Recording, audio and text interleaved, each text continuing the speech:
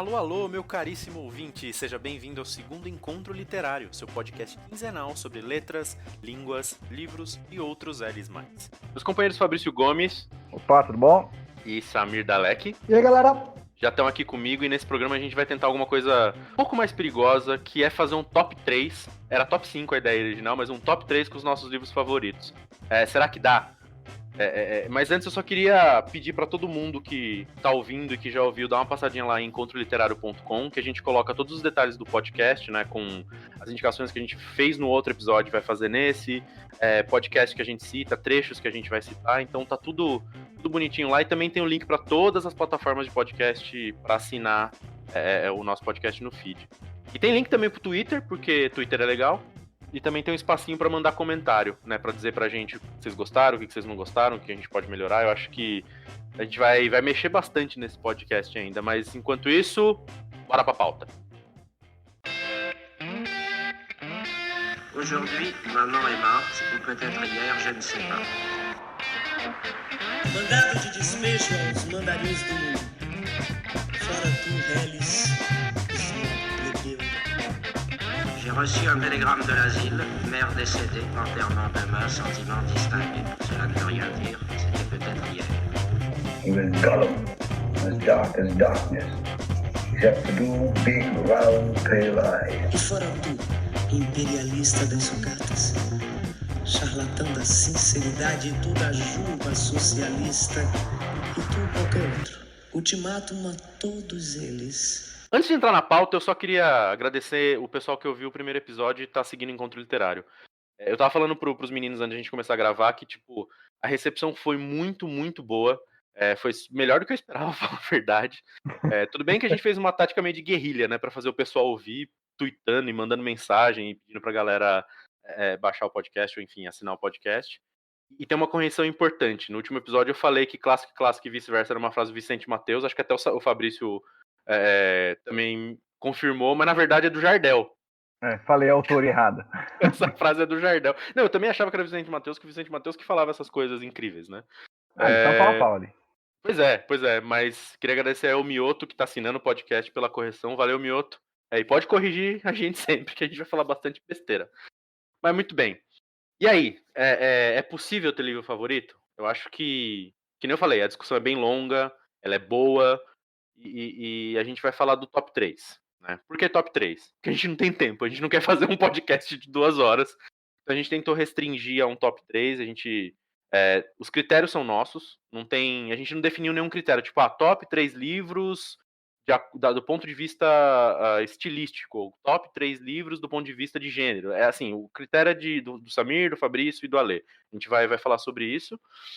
E a gente criou também o critério das menções honrosas, né? Tipo, então a gente vai falar de 3 livros um pouquinho em mais detalhe, e vamos citar outros 2 que poderiam ter feito esse corte, né? Dos 3 do top 3, mas que por uma questão de tempo a gente não vai falar em profundidade deles. E seguindo a já tradicional apontada de dedo, Fabricião, quer começar? Para mim foi um pouco difícil, assim, apesar de ter alguns já escolhidos ao longo do tempo, assim, mas respondendo à pergunta inicial, eu acredito sim, é possível sim você ter uma lista de livros favoritos, né? Eu acredito principalmente que isso pode acontecer e deve acontecer porque você precisa alterar esses livros favoritos ao longo da sua vida. Né? Você começa lendo uma coisa, depois você lê outra. Durante a sua vida, a gente costuma ler muita coisa. Então, às vezes, um livro que você achou espetacular hoje, quando você passa daqui a alguns anos, você fala, até que era legal, né? Mas, assim, tem outros bem melhores, e não é demérito de nenhum. Eu acredito que, assim, quanto mais você lê, maiores são as chances dos seus livros preferidos serem alterados. Pelo menos comigo, foi assim, né? Foi ao longo do tempo mesmo.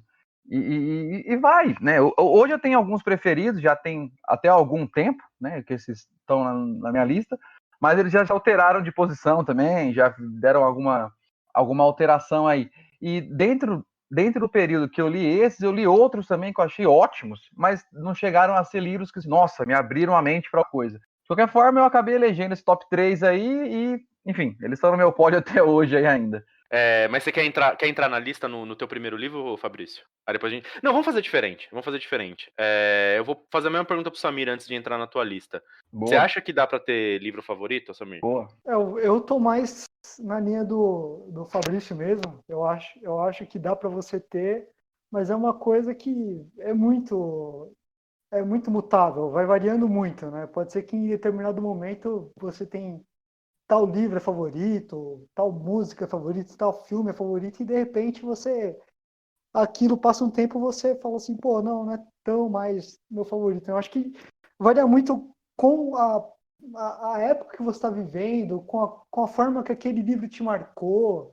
Esse meu top 3, eu fiquei pensando, top 3 não é o quê, né? É o livro fundamental, que eu acho que todo mundo tem que ler, porque tem alguns livros que eu leio e falo assim, cara, esse livro todo mundo tem que ler, né? Que eu acho que é um livro que fala de um assunto que é muito urgente, enfim, é um assunto muito que mexe com todo mundo. Aí eu fiquei pensando, pô, também não, né? Eu fiquei pensando, tem que ser alguma coisa que mexe comigo, né? Que seria o meu top 3, né? E aí eu acabei montando esses 3 livros na medida em que foram livros que em algum momento da minha vida mexeram comigo no ponto de ou mudar a minha visão de algum determinado tema, ou de, assim, eu trago alguma coisa desses livros até hoje comigo, né? Então, eu acho que esse meu top 3 foi mais nisso do que, tipo, são os melhores livros de todos os tempos, ou, tipo, são livros que têm que ser lidos, todo mundo tem que ler e tal, né? Não é uma coisa que é imutável, né? Pode ser que amanhã depois eu fale assim, putz, eu acho que eu carrego mais coisas desse livro do que desse na minha personalidade, né? Faz Enfim, eu acho que sentido. varia muito, né? Varia muito, né? Faz sentido. E é engraçado que vai parecer que a gente combinou isso, mas a gente não combinou.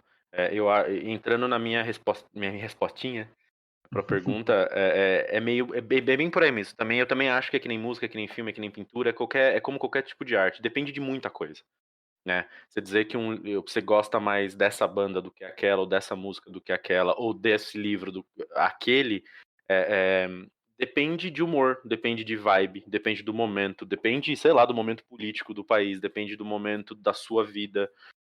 Então essa lista ela vai mudando, né? Eu também concordo quando o Fabrício fala que a lista tem que mudar, porque senão parece que você, como pessoa, não evolui ou involui, você não muda, né? Você chega num estágio e daí você fica aquilo até, sei lá, até morrer.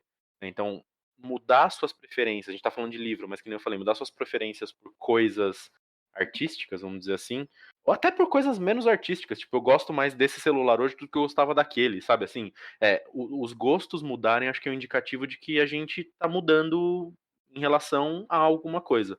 Né? E dificilmente eu vou conseguir montar uma lista igual sempre. Se a gente tá fazendo esse programa hoje, daqui um ano a gente fizer de novo, talvez essa lista mude. Né? O que eu tentei fazer foi pegar livros que me marcaram profundamente e que sempre que eu penso em literatura, eu penso na minha trajetória das letras, são livros que vêm na minha cabeça.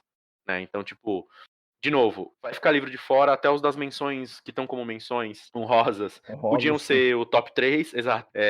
Mas não estão aqui, porque acho que para essa discussão que a gente vai ter agora, esses 3 faziam sentido para mim. Mas assim, não foi fácil. Não foi fácil pensar só em 3. E aí eu acho que vocês dois concordam comigo. Não deu para. Não foi muito simples. Não, tá suave. Esse, né? Então, tipo, foi bem complicado. Não, eu mudei eu mudei um livro de última hora aí. Eu mudei de última hora. Cara, pô, esse aqui eu tenho que colocar. E aí, pô, foi uma bagunça, cara. Não, eu escrevi, um dos que eu escrevi assim, eu falei, não, mas tal livro é mais legal. Aí eu comecei a deletar, eu falei, não, cara, eu preciso ficar com essa lista, porque faz tempo que eu tô pensando já, eu preciso matar uma lista, senão eu vou ficar, até a gente gravar o programa, mudando um ou outro, né? E... Pra mim foi bem tranquilo, cara, que assim, eu coloquei os que eu lembrava, né, então... Se você não ouviu o primeiro programa, a gente faz uma menção à memória do Fabrício no primeiro programa. Se você conhece a gente, você sabe do que o Fabrício está falando. Eu vou começar, só para manter o fluxo aqui, e eu começo com Memórias Póstumas de Brás Cubas, né, do Machado de Assis. A gente falou um pouco dele no primeiro programa, como elo de um elo que entre nós 3 que nos levou até a faculdade de letras. E assim, de novo, para mim esse foi o livro que despertou vontade de estudar letras. Para mim, é isso. Eu li no começo, Quem não leu, ou quem já leu, tanto faz. Quem não leu, ele é difícil. No começo, ele. Como fala? O ritmo dele é um pouco estranho. Ele é um livro inovador, a gente vai falar disso já já. Então, no começo eu tava ali, não sei o quê, mas, cara, de repente eu já tinha lido o livro inteiro. Então, isso pra mim é um indicativo de um livro que me marcou, porque estamos em 2020, faz 20 anos, essencialmente, 19, 20 anos que eu li esse livro a primeira vez, que eu li no colégio. Então, assim, eu lembro até hoje que eu cheguei em casa, almocei, troquei de roupa, deitei no sofá da sala, abri o livro e acabei o livro. Foi isso que aconteceu. Eu li o livro em umas 2 horas e pouco. É um livro do quê? Umas 200 páginas? Nem sei. Não lembro de cabeça. Eu li o livro em 2 horas. E assim, até então eu não tinha essa... Não é que eu sempre fui um leitor rápido. Até então eu lia livro pequeno, livro simples e tudo mais. E até hoje esse é um dos poucos livros que me pegam dessa maneira, de eu pegar o livro, sentar e, tipo, numa sentada, numa deitada, ler o livro. Eu até sinto falta disso, a gente vai falar mais disso em algum outro programa, mas eu sinto falta de ter esse compromisso com a leitura, sabe? De sentar e matar um livro, não precisa ser num dia, mas assim, essa cadência mais estruturada de leitura. Ô, Alexandre, só para, Manda. não sei se agora é o momento já, né? Mas assim, Memórias, você acha o Dom Casmurro mais bem, que assim, uma opinião minha, eu acho o Dom Casmurro mais bem escrito do que o Memórias. Mas eu prefiro Memórias. Não sei, você tem uma opinião nesse sentido? Tipo assim, achar. É que eu acho o Dom Casmurro, por toda a questão, se Capitu traiu ou não traiu, por ter essa questão do olhar do narrador influenciando a narrativa, né? Eu acho o livro mais bem escrito, mais bem estruturado. Mas o Memórias Póstumas, eu acho o livro mais gostoso de ler, né? É um livro que é, enfim, aquele cara que fala assim, tipo, minha vida é inútil, né? E ele vai contando um humor meio, né, tipo, o defunto autor defunto, né, que ele comenta, né? Sim. E ele vai contando com humor. Eu acho um livro mais divertido, mas, assim, eu prefiro o Memórias. Mas eu acho o Dom Casmurro mais bem escrito. Não sei o que você acha. Eu fiquei pensando, quando eu vi Memórias, eu fiquei pensando nisso, né? Que não sei, você tem alguma opinião nesse sentido em relação ao Dom Casmurro e ao Memórias, ou é viagem minha? Eu tendo a concordar com o relator. Não sei se é porque... Se isso também fez o Memória ser meu livro preferido, mas eu concordo, acho não, com absolutamente tudo que você falou. O Dom Casmurro é um livro mais bem escrito, que nem você falou, ponto de vista... Vamos pôr do ponto de vista técnico, pode ser? Ele estilístico. Eu tô usando essa palavra, eu acho que eu lembrei dela essa semana, eu já usei ela 2 vezes nesse podcast. Eu acho que desses pontos de vista ele é melhor. A história talvez seja até mais, vamos colocar bem várias aspinhas no ar aqui com os dedos, mais cabeça. Ela é uma história que te leva, a gente até brincou, né, com o Fabrício semana passada não, no último programa. E aí, traiu ou não traiu? É uma história que te leva a refletir um pouco mais, que te deixa em dúvida, que te faz sair um pouco do livro. Enquanto Memórias, na minha opinião, e não sei se vocês concordam, é um livro que te abraça mais, você fica mais dentro dele até ele acabar, né? Eu concordo, ele é mais gostoso de ler, apesar, depois que você passa o começo, que para um leitor, na minha idade, na época, era uma coisa estranha, um adolescente, depois que você passa daquele começo, o livro, ele flui, opa, desculpa, ele deu um tapa no microfone, ele flui de um jeito que é bastante, bastante bom.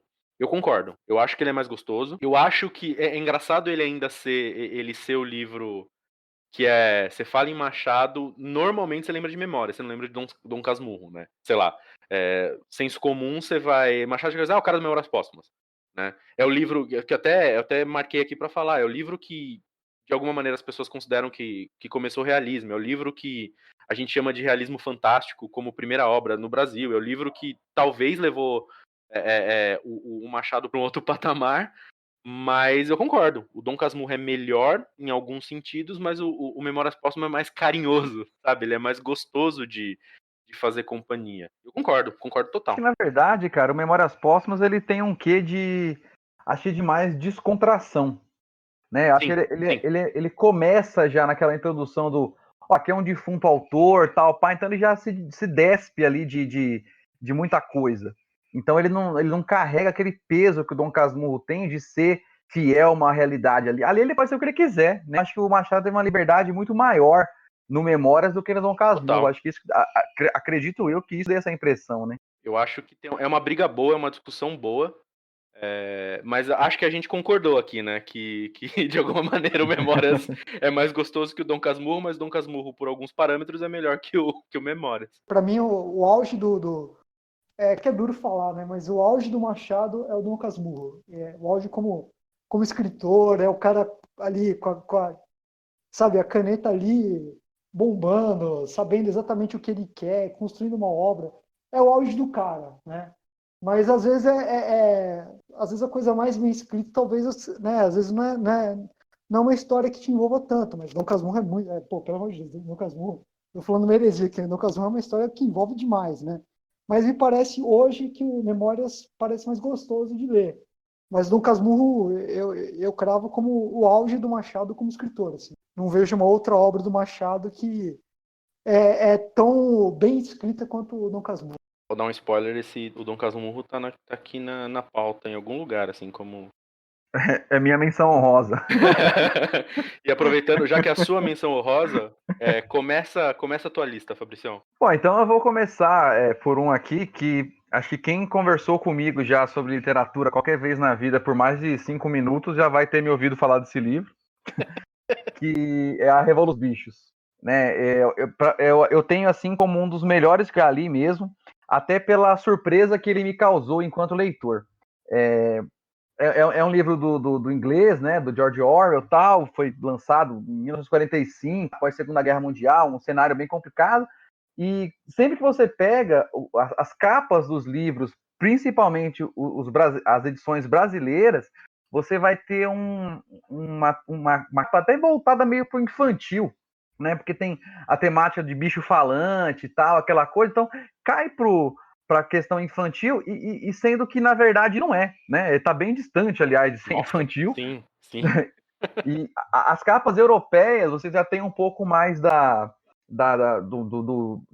uma impressão voltada já, que remete um pouco àquelas impressões dos jornais, dos pasquins, assim, da época do stalinismo, do totalitarismo vários que teve, né, de Mussolini, aquela coisa toda.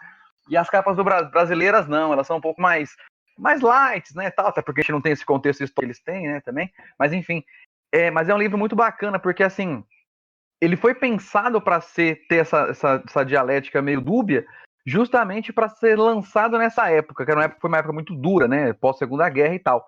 Só que o que ele mostra realmente ali para mim é a realidade de muitos governos aí que a gente tem mundo afora, né? Ele, de uma forma muito inteligente, o Orwell, ele faz uma sátira ali ao totalitarismo de uma forma geral, o stalinismo, né, o fascismo e tudo mais, e ele mostra de uma forma muito inteligente, muito bem construída, como que os ideais em comum que podem nortear uma sociedade podem muito facilmente tornar a ganância, né, se tornar em ganância, tudo em nome do puro poder, né? Então, se hoje a gente tem aí, talvez, uma combinação aqui que você escuta muitas vezes, esses porcos que estão no poder e tal, pode ser que essa expressão venha justamente desse livro, né, da Revolução dos Bichos. E eu acho interessante que... Eu não vou te perguntar se você prefere não. Eu não vou te perguntar...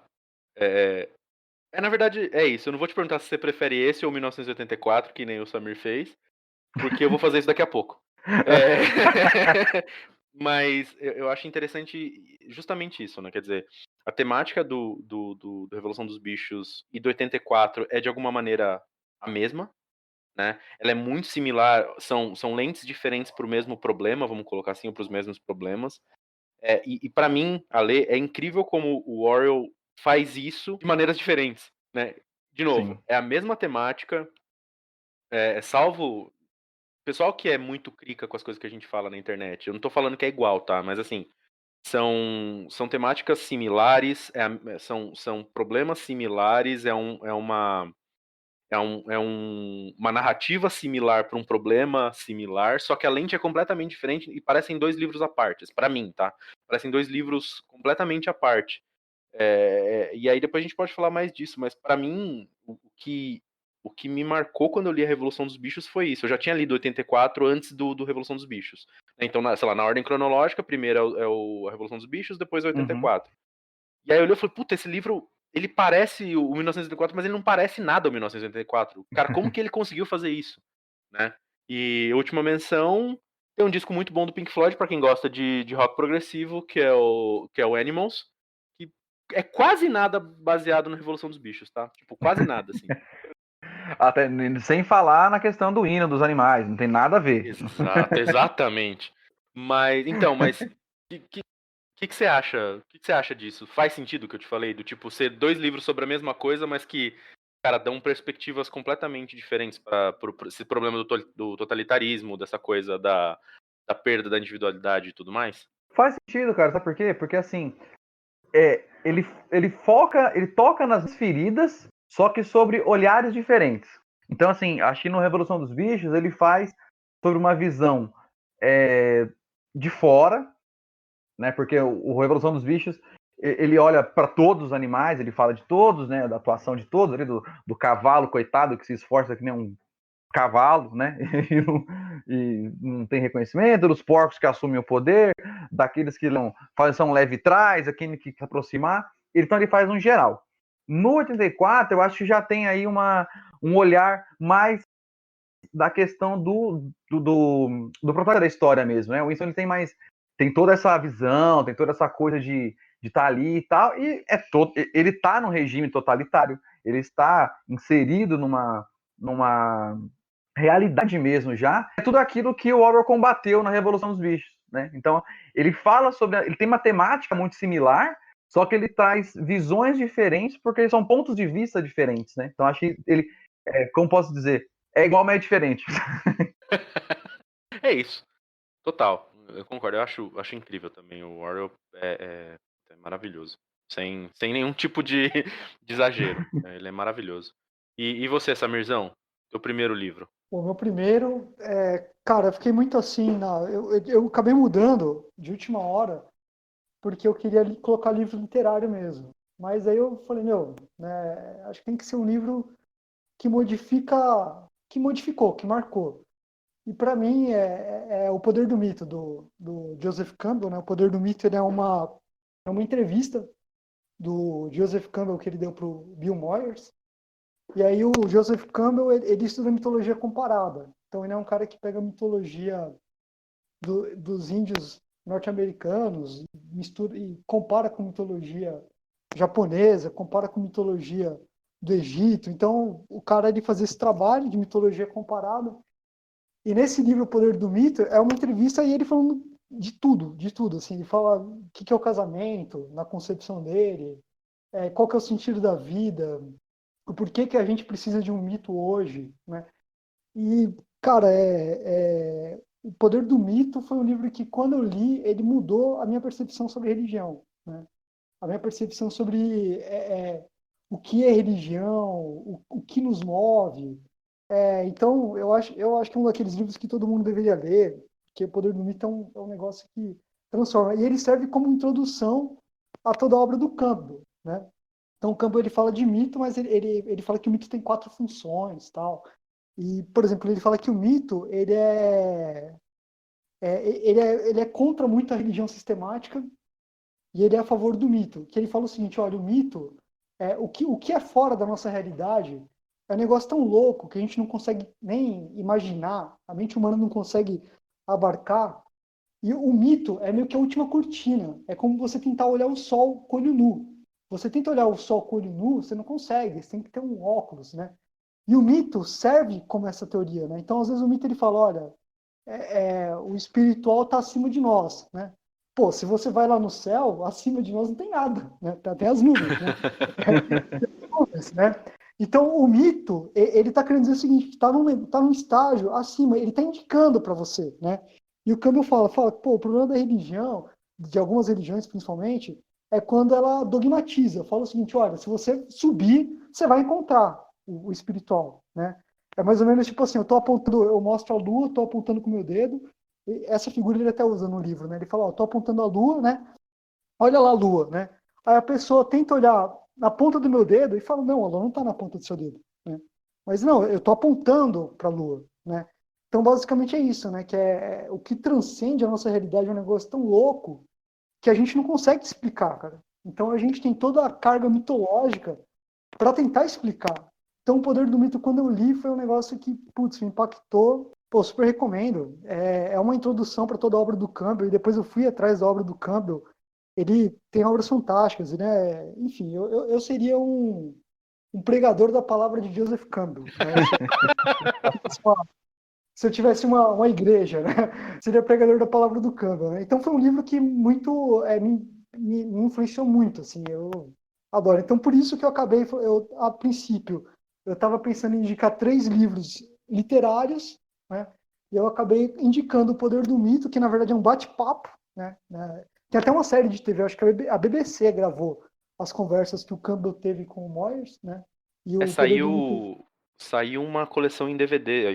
DVD, é, veja quanto tempo isso deve fazer, né? Eu tô falando DVD. é, Na época da faculdade nossa, 2004, 2007, né, o período, eu lembro que tinha na FENAC essa coleção. Se eu não me engano, aqui no Brasil passou na Cultura, da BBC, acho que a Cultura passou no Brasil e saiu uma série de DVDs com nossa, essas entrevistas.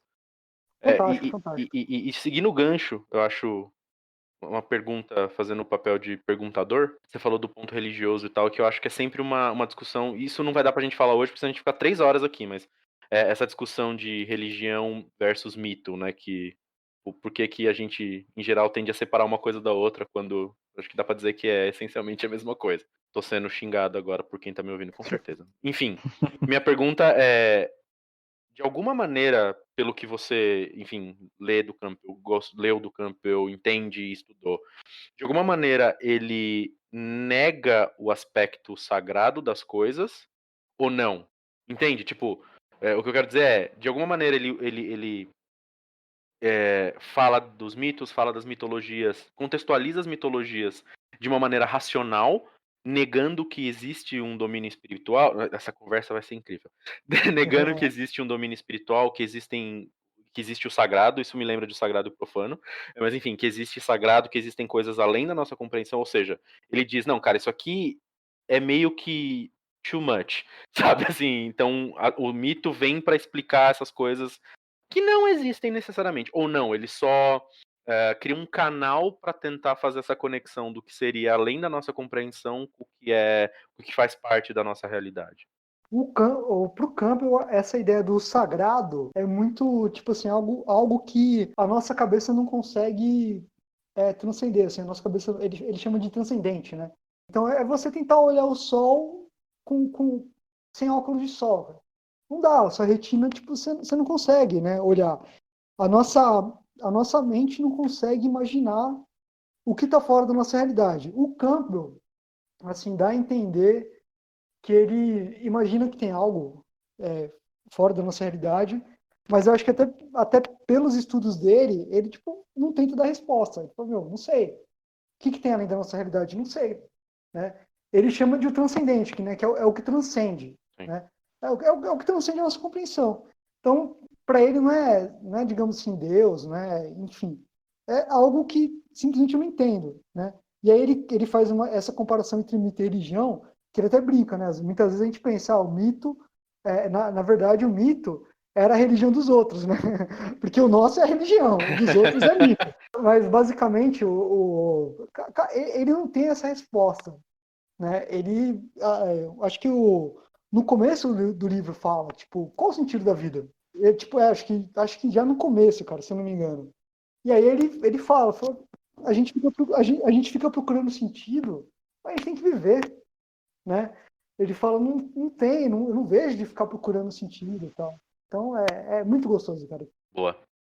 E é legal que sem querer faz uma ligação com o meu próximo livro, que é o Crime e Castigo, do Dostoiévski, né? Que faz uma ligação por conta do aspecto religioso, né? E, de novo, Crime e Castigo é um livro de 1886, né? Então, o Memórias é de 1881, esse de 1886, e tá na lista dos meus livros preferidos. Eu acho que eu tô precisando ler coisa nova. Mas... Recente. Pois é. Não, mas é que o Crime e Castigo, de novo, é a mesma, pra mim, é a mesma situação do Memórias, né? Tipo, primeiro que a minha introdução ao Dostoiévski, que é um escritor que eu gosto muito até hoje, que é uma referência pra mim de literatura, aí por qualquer qualquer ótica, tá? A que vocês escolherem, eu vou falar de Dostoiévski. É talvez o primeiro autor, vamos colocar assim, que me fez despertar interesse pela Rússia, por exemplo, porque a maneira que ele fala de São Petersburgo é fantástico, né? A maneira é fantástica, né? Vamos fazer a concordância bonita, que agora a gente sabe que até tem professor da faculdade ouvindo a gente. Aquela maneira é fantástico, fica feio. Mas é isso. Então, o jeito que ele descreve as coisas, as emoções humanas são muito cruas em Dostoiévski. Então, para quem já leu sabe disso, né? Como é um retrato muito. Ele não é um retrato romantizado. Ele não é uma história que tem aquele verniz de beleza. Ele é muito cru. O Dostoiévski, em geral, é muito cru, né? As coisas como elas são, se elas forem feias, melhor ainda, né? Porque fica mais. Olha que engraçado, se elas forem feias, melhor ainda, fica mais bonito na narrativa. Eu acho que é incrível, assim, o que ele faz.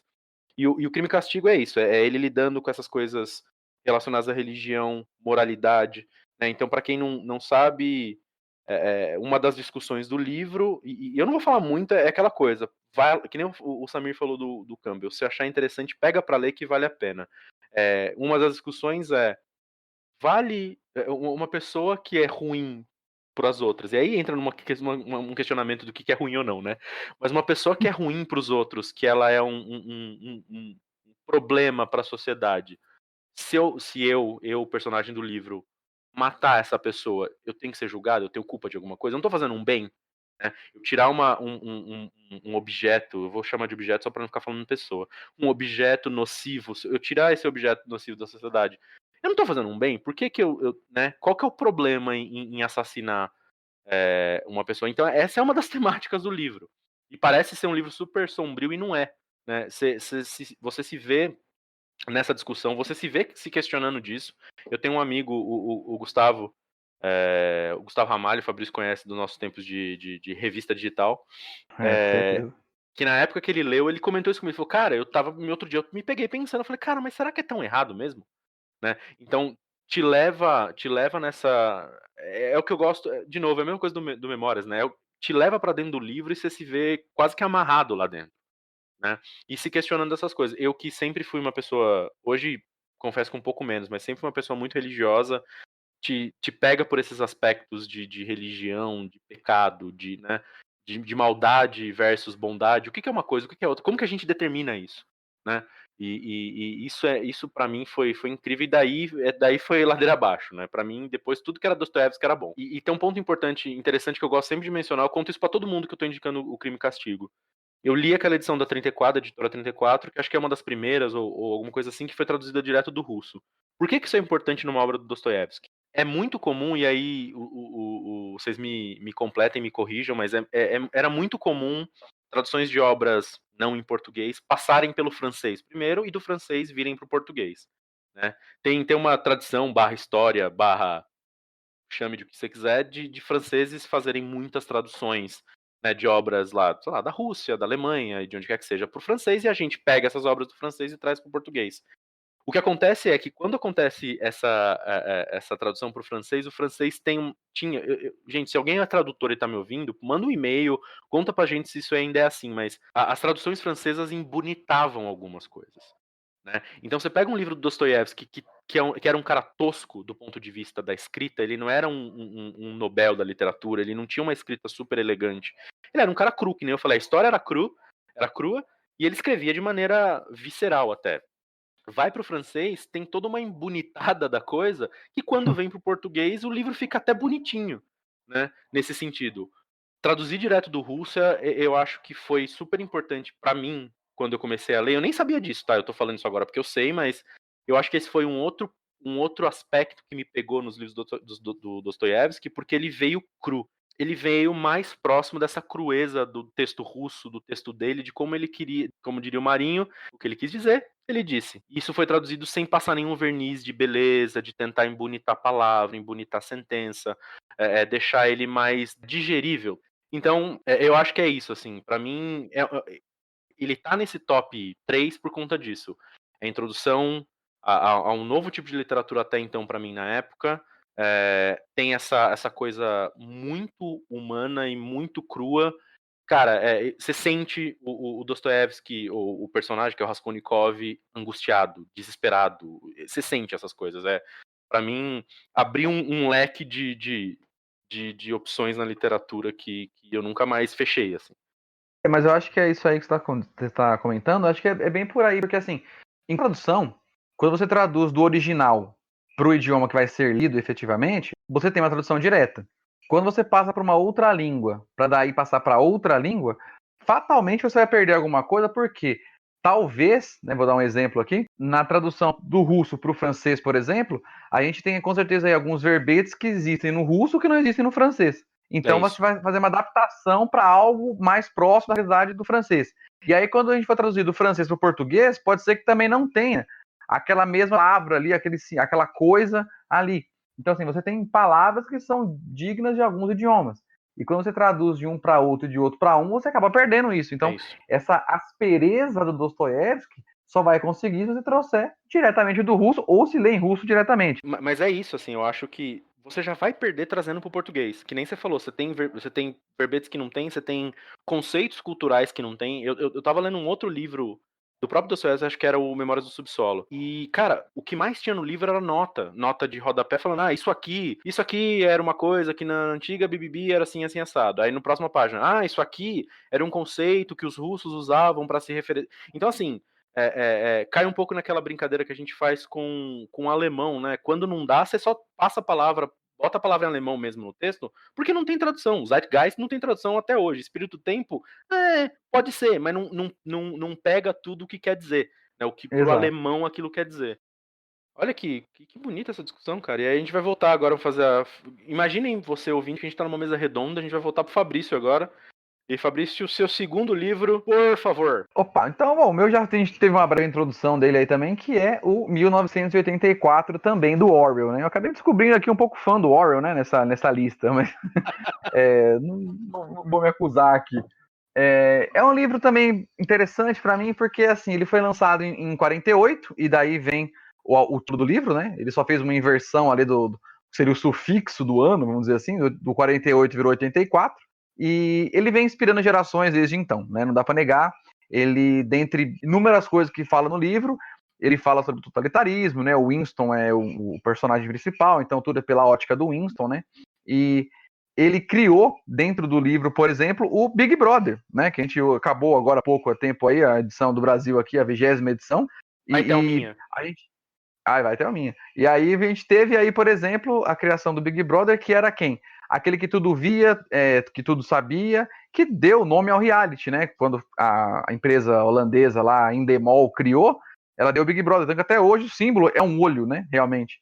E no livro é isso, é o olho que tudo vê. Então, o Big Brother, ele te assiste, ele te vê, ele é quase que onipresente, né? Onisciente. E é muito bacana porque, assim, tem muitas, vamos dizer assim, coincidências, com o nosso mundo atual. Então ele tem, assim, a manipulação da informação, ele tem a subversão da verdade. O Winston, por exemplo, ele trabalha no mistério da verdade. Qual que é a função dele? Alterar a notícia de jornal. Ele pega um jornal antigo... E desculpa te cortar, isso é maravilhoso, né? Pois é. Você ter um centro que fica editando as coisas. Mas enfim, continua, desculpa. O trabalho dele é esse. Ele pega um jornal, ele recebe a tarefa e fala assim, você vai pegar o jornal, vamos supor, hoje é o dia 5 de maio de 2020. Você vai pegar o jornal do dia 15 de março de 2019 e lá fala que a Eurásia é nossa inimiga. Só que hoje a Eurásia não é mais. Então você vai pegar aquele jornal, vai transformar, colocar que a Eurásia sempre foi nossa aliada. Para quando alguém pesquisar nos jornais de antigamente, vão ver o que a Eurásia foi nossa amiga. Então olha que loucura. Você perde a sua identidade, você perde a sua referência, né? Não, é insano. Então, assim, e esse é o trabalho dele. Ele trabalha no Ministério da Verdade fazendo isso, né? Atualizando a verdade, que é de louco, né? Então, é algo que a gente tem um pouco hoje. Hoje, claro, a gente tem acesso aí às edições reais, mas a subversão da verdade, ela acontece no dia a dia, né? Nas redes sociais e tudo mais, né? A gente é da loucura aí que não precisa nem falar muita coisa. E dentro disso tudo, ele cria muitas outras coisas. O Winston é um personagem muito conflituoso, é muito bacana. E tudo isso acontece num planeta que foi remodelado já em continentes diferentes e conexões, totalmente desconhecidas. Então é um livro que ele me fez pensar até mais do que a Revolução dos Bichos, mas é um livro que até hoje, quando eu pego para ver alguma coisa assim, ainda é um livro que me chama a atenção pela a dubiedade da coisa, assim, a dúvida que o Winston tem entre transgredir a lei ou não, e se a lei é certa ou não, e o que é certo ou o que não é. Então, eu acho que isso é uma dubiedade muito bacana que o livro deixa bem explícita, assim. E angustia, né? É um livro super angustiante, assim, a primeira vez, eu só li uma vez. Quando eu li o livro, eu lembro de tá na metade do livro desesperado, assim, literalmente desesperado, tava em pânico, porque é uma história, enfim, você sabe que aquilo ali é uma ficção, mas, cara, ele angustia. E eu acho muito interessante essa coisa do Ministério da Verdade ser o que conta mentira, né? O Ministério do Amor ser o que trata das guerras. É tipo Então, isso. tipo, é muito. Ele não é nada sutil, né? E esse lance do Ministério da Verdade, acho que pega um pouco aquele discurso ranço da propaganda nazista, né? De Sim. você contar uma história, fazer as pessoas acreditarem numa história que não é nem de longe verdade, né? E aí você faz isso, você aparelha isso e o ministério, o que quer que seja, faz isso de uma maneira tão sistemática e tão boa que, cara, não tem como você questionar. Até porque se você questiona, você é morto, mas isso posto de lado, é difícil questionar, porque faz tanto sentido. Você olha, não é possível que isso é mentira, que a gente não tá em guerra com a Eurásia mais, né? E aí, aquela pergunta capital, você falou dos dois, você tem um preferido pra você entre esses dois, ou não dá porque eles são diferentes? Pô, eu gosto muito dos dois, mas eu acho que sim. Se fosse pra eu indicar pra eu indicaria a Revolução dos Bichos primeiro. Depois eu indicaria 84. Eu acho que a ordem cronológica, nesse caso aqui, faz uma diferença até na compreensão da obra como um todo, das duas. Acho que elas meio que se completam. Mas acho que você introduzindo a Revolução dos Bichos, você tem o 84 como um fechamento muito bacana, assim. Boa, Fabricião.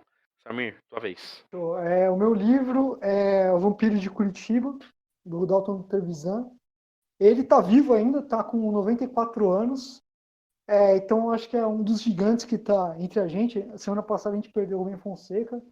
E espero que o Dalton Trevisan ainda tenha muitos anos produzindo. Ele, para mim, o Dalton Trevisan já é um dos gigantes, já é um cara, é um clássico. Imagino, vendo o que aconteceu com o Rubem Fonseca, eu não sei se no futuro vai ser considerado um clássico, mas com certeza vai ser considerado um dos grandes escritores da língua portuguesa. E o Vampiro de Curitiba tem todas as características do Dalton Trevisan que eu me apaixono. Assim, eu li o Vampiro de Curitiba e influenciou na minha vida no sentido de eu falar, quero escrever igual esse cara. Esse autor tem uma escrita absurda. O Dalton Trevisan, ele escreve, ele é conciso, ele escreve pouco, mas ao mesmo tempo ele fala muita coisa, né? E ele tem um estilo, não sei como classificar, eu classificaria como uma poética da brutalidade, né? No Vampiro de Curitiba, no conto, o Vampiro de Curitiba é um livro de contos, né? Então, no conto, o Vampiro de Curitiba, o cara escreve tipo órfão viúva, marido enterrado, o véu esconde as espinhas que noite para o dia e rompem no rosto. O sarampo da viuvez em flor. Mano, o cara mete o sarampo da viuvez em flor. Tipo assim, como assim? A viuvez é uma doença, né? E brotou aquele sarampo, né? Ou então era uma órfã, né, menininha tal, e tá brotando espinha, né? O cara consegue brotar, e, cara, uma poética, assim, e o Trevisan, ele, com o passar dos anos, ele foi falando cada vez mais com menos, a ponto de, sei lá, dos últimos livros do cara, o cara faz conto de uma linha, 2 linhas, né? Então, pô, ele ganhou o Prêmio Camões de 2012, uma honraria, né, ferrada como autor. Então, eu recomendo. Dalton Trevisan é um cara que é um dos grandes que está conosco. Imaginou que deve estar produzindo muito menos, mas o Vampiro de Curitiba é puta livre. Cara, e de novo, é o mesmo problema do Rubem Fonseca que a gente falou semana passada, né? É um autor, nosso, é super foda, é super importante. Cara, ouve-se muito pouco, né? Comparado aos grandes escritores que a gente hoje considera como grandes. Então, esse é um bom tema para um próximo podcast também. Mas, caramba, a gente sempre vai precisar esperar a maturação do tempo para trazer um autor, né, para uma lista de livros para ler. né? Tem que esperar 200 anos, falar, cara, esse cara aqui realmente lá em 2020 não, lá em, sei lá, nos 1980, esse cara foi fantástico, ele precisa estar numa lista de leitura. Eu acho que essa é uma discussão que não tem nada a ver com a pauta de hoje, a gente pode ter em outro momento, mas sempre, o Samir falou do Rubem Fonseca semana passada, eu fiquei pensando nisso, caramba, tem tanto autor que a gente parece que tem que esperar, parece ter uma regra, vamos esperar completar X tempo, né? Aí a gente passa a se referir a esse cara como um grande escritor, como um grande autor, ou o que quer que seja. Ou né? espera morrer, né? Tipo, depois que Exato, morrer, vira Deus, né? Exato. Loucura. Meu último livro da minha listinha aqui, minha singela lista, é O Estrangeiro, do Albert Camus. Esse livro, para quem conhece e tal, deve ter percebido que a introdução do livro tá na introdução do podcast. Né? Tem um áudio do próprio Camus lendo o comecinho do livro. Cara, assim, quem me apresentou o Camus foi um amigo meu que é filósofo, que é o Gabriel. Eu até falei pra ele, ouve lá o podcast que eu vou falar de você hoje. É uma maneira da gente angariar, né, ouvintes. Mas, e eu já vou pedindo desculpa pro Gabriel, porque eu provavelmente vou falar um monte de bobagem aqui sobre a minha compreensão do Estrangeiro, mas assim, esse livro, ele, de alguma maneira, ele é a antítese do Dostoiévski no sentido... Eu vou colocar técnico, e desculpa o termo que talvez não seja o melhor, mas o Camus foi Nobel de Literatura, né, em 57. O Camus escrevendo, para quem não leu, por favor, leia qualquer coisa, tem uma indicação dele depois no fim do episódio, mas assim, é impressionante. Para mim, a ler, mas eu acho que muita gente vai partilhar disso. A fluidez do texto é incrível, as imagens que o texto produz são incríveis, as metáforas, ou o que quer que seja, é tudo muito bom. É tudo muito... Cara, você tá lendo um livro que é essencialmente uma página com letras. E é tudo muito bonito. Né? Então eu sempre comento, por exemplo, no Estrangeiro, a história é de um cara que é o Meursault, que é o personagem principal, que perdeu a mãe, isso não é spoiler, tá? Isso tá na primeira linha do livro, tá? Primeira, não é spoiler. Então ele perde a mãe dele, e aí ele vai visitar, a mãe dele morava num asilo, ele vai lá ver lá o corpo da mãe, depois ele faz uma paradinha lá, que agora sim eu não vou dar spoiler, e ele vai a julgamento por isso que ele fez. Tá? Linhas gerais, essa história do livro, e não é sobre isso, tá, gente? Mas também não vou ficar contando. Voltando. Então ele tá lá no asilo onde a mãe dele morava, ele tá lá velando o corpo, conversando com um dos funcionários do asilo. Tá calor pra cacete, porque é numa região litorânea da Argélia, tá muito quente, essa coisa do estresse mental pela perda da mãe e tal. E ele vai escrevendo como o suor e o ventilador e não sei o que. E, cara, é assim, dá a impressão que você dá 3 passos pra trás e vê a projeção disso na sua frente, sabe? Do cenário, você vê a gota de suor. Pelo menos eu me senti assim em várias partes do livro. Quando ele tem uma outra cena que acho que ele tá andando na praia, você sente o calor, você sente o cheiro. É impressionante. E como vocês podem perceber, eu gostei muito desse livro. Então, e eu acho que, para coroar, tem toda uma discussão, todo um aprofundamento filosófico nas questões que o Camus tratava, né? Que ele tratava muito, ou sobretudo, do absurdo da condição humana, né? E da revolta que parte desse absurdo. Gabriel, desculpa, eu sei que eu estou estragando toda a linha filosófica do Camus, mas enfim, para nós não filósofos é mais ou menos sobre isso que ele fala. O Camus ele tem basicamente 3 vertentes de escrita, né? Ele escreve os ensaios filosóficos, ele escreve as novelas, e ele tem peças de teatro. Então ele tem, se eu não me engano, ele tem dois estágios da obra dele, que é o absurdo, um é o absurdo e o outro é a revolta, e aí nesses estágios ele tem esses grupos de livros, vamos dizer assim, né? Sempre uma novela, um teatro e um ensaio. E então, assim, é um livro, para mim, para quem gosta de literatura, para quem gosta de ler, é um livro fundamental, por uma série de razões, sejam elas técnicas ou até pessoais ou emocionais. Para quem gosta de escrever, é uma aula de escrita. E para quem gosta de filosofia, cara, é livro de dar dor de cabeça. Cara, esse livro para mim abriu de novo um outro campo de coisas para ler. É um livro fundamental. Ele é incrível. Voltando na mesa redonda, Fabrício, encerra o seu. Bom, o meu último aqui é um representante brasileiro aqui do meu top 3. É o Não Verás País Nenhum, do paulista Inácio de Loyola. É um livro que tem uma temática muito interessante para mim, eu gosto dessa temática surreal, né, vamos dizer assim, mas ele é muito realista, né, apesar de tudo. Ele foi escrito no final da década de 80, então já é bem mais recente, só que, curiosamente, ele prevê, vamos dizer assim, muita coisa do que a gente já vê hoje em dia, né, principalmente no campo climático ambiental, vamos dizer assim. A água do planeta já não é mais abundante, né, ele escreveu isso no final da década de 80, então a gente tem cotas mensais, a circulação já é controlada, né? Você não tem mais aquela coisa do liberdade do ir e vir, porque a população já está gigantesca, né? Então, é por conta da superpopulação. As doenças de pele, né, devido ao rombo da camada de ozônio, então tem gente que nasce vermelha, não é vermelha tipo avermelhada, não é gente vermelha, gente com casca, igual um tatu, porque já, né, tem alguma coisa, então já nasce assim.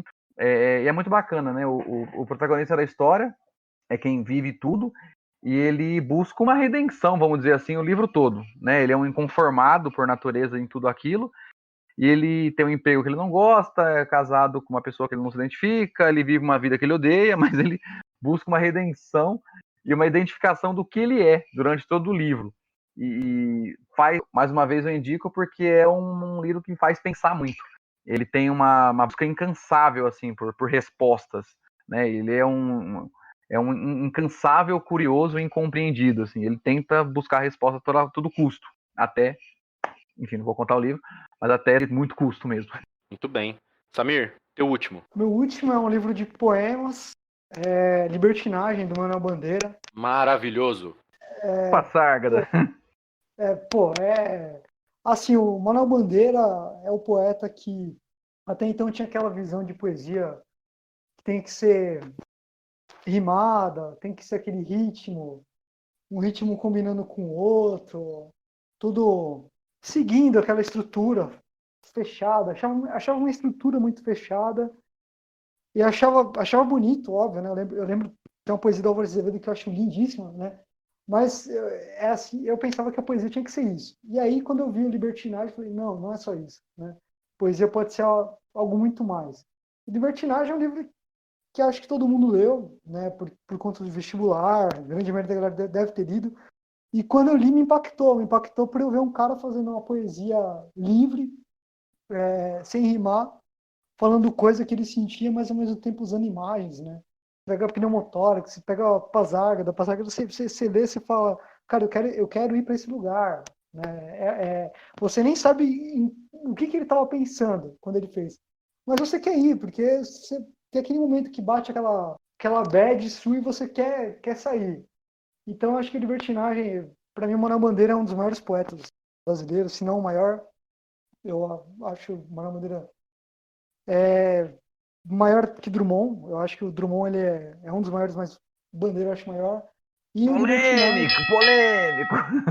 E eu acho que o Libertinagem, talvez, é que tem que pensar, né? Não sei se é o melhor livro do Manuel Bandeira, que ele tem outros com poemas muito bons também. Depois fui ler e tal, né?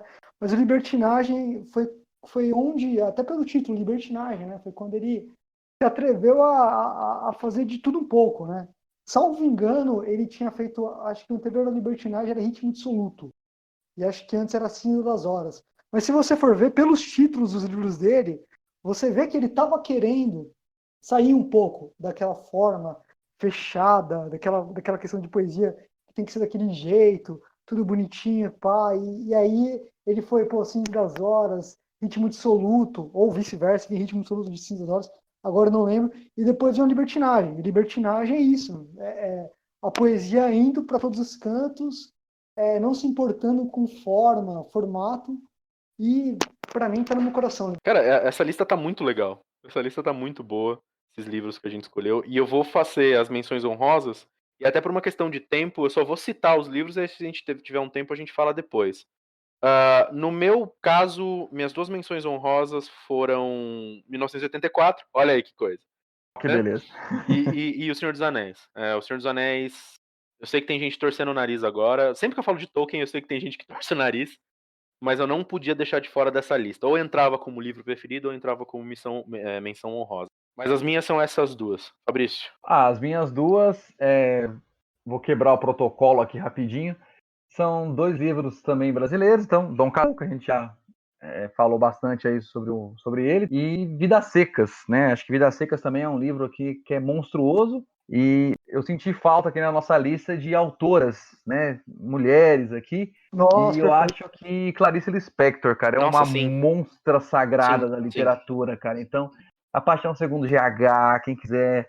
A Hora da Estrela pode começar por ele, que é lindo também. Mas, pra mim, tem muitos bons, cara. Então, é bom lembrar dela também. A autora como menção honrosa. Menciono Sagarana, do Guimarães Rosa. Enfim, Guimarães Rosa. Todo mundo coloca o Grande Sertão Veredas, óbvio, e tem que colocar. Mas Sagarana é um livro apaixonante. E coloca Agosto, do Rubem Fonseca. A gente falou do Rubem Fonseca lá atrás. E Agosto é um livro que é uma aula de romance policial, que o Rubem Fonseca vai nessa seara. E eu gosto desse clima meu romance policial, e Agosto é fenomenal. Muito bom. Acho que é isso. Temos uma pauta muito interessante. Deu uma discussão boa. Que nem a gente conversou antes da gravação. Dá pra gente ficar aqui, cara, umas 4, 5 horas. Mas eu prometi na propaganda do podcast que a gente tenta fazer podcast de menos de 1 hora. Esse eu acho que já estourou de novo. Mas tá bom. Vamos para as indicações deste belo programa que foi essa semana. E eu vou começar.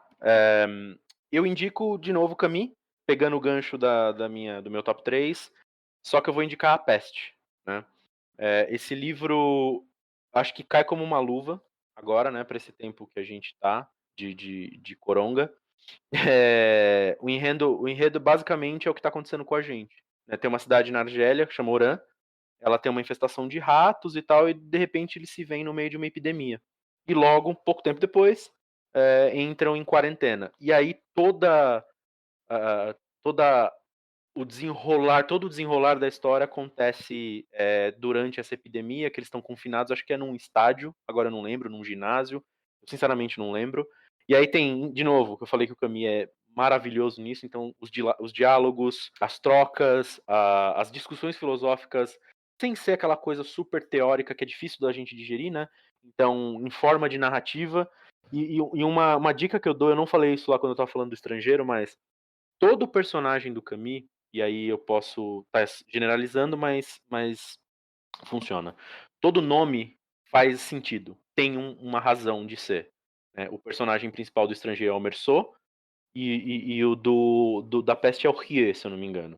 Não vou falar o que significa, porque é francês, vocês podem pesquisar no Google, mas é para dar um pouco de graça também, né, gente? Então, assim, isso é uma outra característica do Camus que eu gosto muito, que é os nomes, é ótimo. Os nomes fazem sentido. Eles têm uma relação com a história, eles têm uma relação com a narrativa. Acho animal. Eu indico O Poder do Mito, não seria diferente. Acho que enquanto eu puder indicarei O Poder do Mito, leiam, por todos os motivos que eu já falei lá atrás. Muito bem. E para fechar com chave de ouro, Fabrício. Olha, eu, como eu vim comentei no episódio anterior, né, nosso inaugural aí, eu tenho tido muito contato com a literatura infantil, então acho que eu vou tentar ir um pouco por esse lado aí, talvez, das indicações. E no primeiro aqui eu queria indicar um autor brasileiro aí, Monteiro Lobato. Eu tô lendo aqui com as crianças agora o livro Fábulas. Ele faz uma releitura aí de La Fontaine e Esopo, trazendo personagens com a realidade do sítio do Pica-Pau Amarelo. Então é muito bacana. Você tem a Dona Benta contando as fábulas para o Pedrinho, Narizinho e Emília, e aí os personagens bem abrasileirados ali. Ele traz muito do nosso memorial de vida mesmo, né? Da nossa realidade tupiniquim, vamos dizer assim. Então é bem bacana, cara. Nesses tempos agora, incrível, né? São histórias bem curtas, são fábulas, né? Então são curtinhas, 1 página, 2. Tem a questão da moral da história, que muitas vezes ele questiona a moral através da fala dos personagens, da Emília principalmente, né, que é super irreverente. A Dona Benta fica tentando explicar um pouquinho, a tia Anastácia também e tal. E é interessante você ter um livro infantil que questiona a ideia de moral em 1922, que foi quando ele foi escrito. E continua atual, então acho que é bem bacana a indicação aí também. Fechamos mais um, acho que ficou muito legal esse também. E espero que o pessoal esteja gostando. De novo, queria agradecer a todo mundo que tá ouvindo até o final, principalmente, porque a gente fala bastante, né? Verdade. Desculpa o tempo, gente. A gente vai aprendendo, a gente vai entendendo um pouco mais a dinâmica. Se ficar muito grande, de repente a gente faz um por mês pra ter menos, né, conteúdo pra pessoa ouvir por mês. Mas de verdade, um grande abraço pra todo mundo, obrigado. E a gente se vê, se tudo der certo, daqui 15 dias, né? Com certeza. Obrigado, gente. Até a próxima. Até! Falou!